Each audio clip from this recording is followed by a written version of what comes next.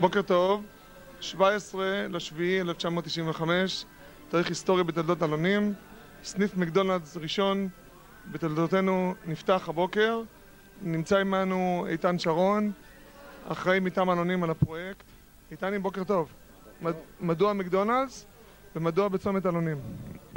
מקדונלדס משתלבים אצלנו בפרויקט של המרכז המסחרי. אנחנו חיפשנו גורמי משיכה.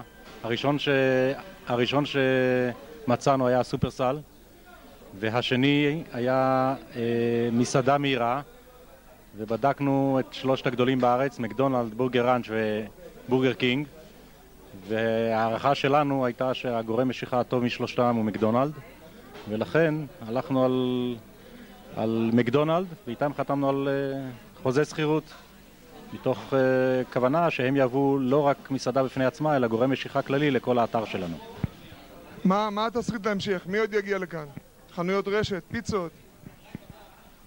זה בעצם החנות הראשונה שאנחנו פותחים במסגרת המרכז המסחרי שלנו. ב-28 לאוגוסט, 5 אחרי הצהריים, יהיה טקס הפתיחה של מרכול הסופרסל, שיקרא היפרקול. וב-10 לספטמבר אנחנו מתכננים לפתוח את המרכז עצמו עם מקסימום חנויות.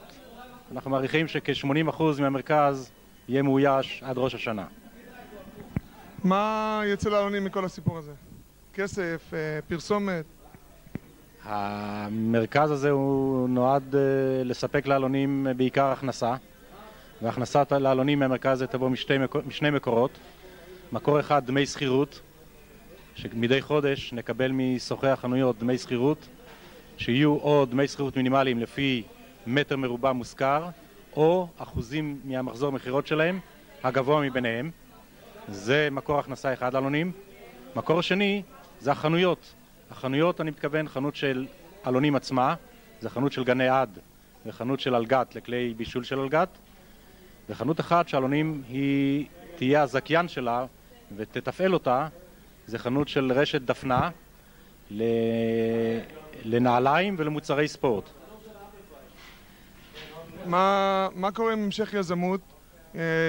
להגיד איזה כמה מילים לגבי נתן חץ וכל הקשר איתו. השותף שלנו, חברת אלוני חץ, היא לא רק שותף כספי, היא גם שותף אסטרטגי, ואנחנו את כל הפרויקט עושים שיתוף פעולה מלא מבחינה ניהולית איתם, ולשמחתנו יש לנו שותף קשה מאוד, אבל טוב מאוד. זאת אומרת, קשה לעבוד איתו, אבל התוצאות איתו טובות. ולמרות כל המכשולים, גם שאנחנו צריכים לדלג עליהם בביצוע של הפרויקט, וגם ביחסים עם השותף, הסך הכל הוא חיובי מאוד, וכיוון שהסך הכל הוא חיובי, שני הצדדים, גם אלונים וגם אלוני חץ, בודקים עכשיו אפשרות לשלב ב' של הפרויקט, שזה המשך פיתוח מסחרי של האדמות שממזרח לפרויקט. יש לך משהו להגיד בקשר להקשרים שלנו עם האוטובוסים של אגד? הבנתי שהם עדיין ממשיכים לעצור כאן, איך כל העסק הזה יתארגן אחרי הפתיחה של המסעדה ושל הקניון?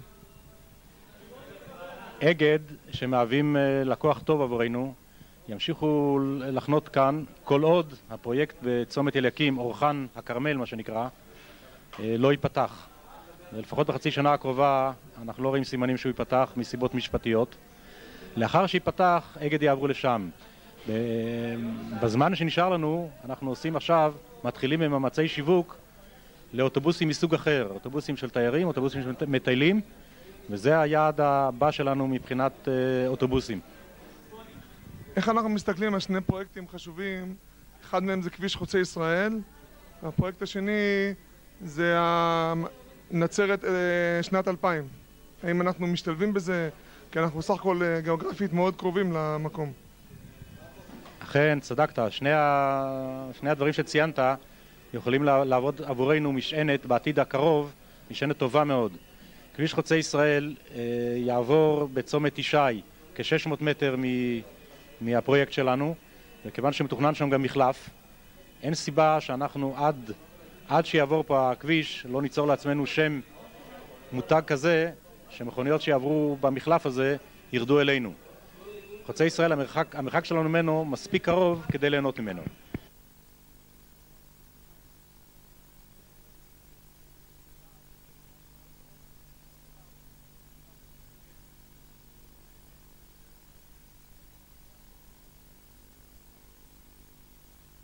אם יש לכם איזושהי הערכה מינימלית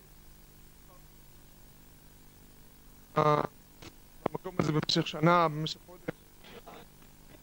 הערכות של הסקרים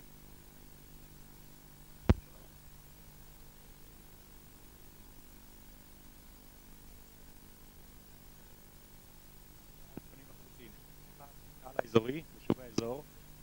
באזור אנחנו מתכוונים על רדיוס של פחות מ10 קילומטר. והאזור שלנו, היישובים הגדולים בו זה בעיקר טבעון ורמת ישי והיישובים הקהילתיים. אנחנו מדברים על קהל של כ-40,000 נפש, זה הקהל האזורי, שהוא הבסיס החזק שאותו אנחנו רוצים לטפח. בנוסף אליו יש קהל העוברים ושבים בדרכם מתל אביב צפונה ומהצפון לתל אביב, שהוא קהל מזדמן, שהוא דורש טיפול נפרד, וגם אליו אנחנו מפנים את המאמצים שלנו. אנחנו רוצים לעודד